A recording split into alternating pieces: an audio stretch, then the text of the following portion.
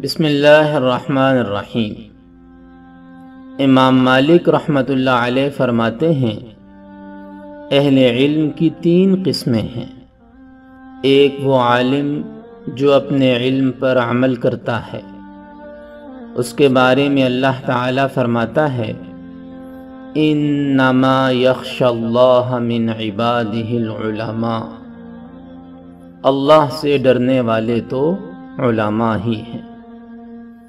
دوسرے وہ عالم جو علم حاصل کر کے دوسروں کو نہ سکھائے، اس کے متعلق فرمان خداوندی ہے، ان الذین یکتمون ما انزلنا من البینات والہدی، وہ جو چھپاتے ہیں اس چیز کو جو ہم نے اتاری بینات اور ہدایت میں سے۔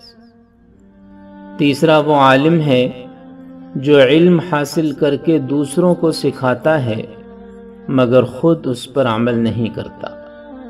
اس کے بارے میں اللہ تعالیٰ کا فرمان ہے، اولئک کالانعام بل ہم اضل، یہ تو محض جانور ہی ہیں بلکہ جانوروں سے بھی زیادہ بے راہ ہیں۔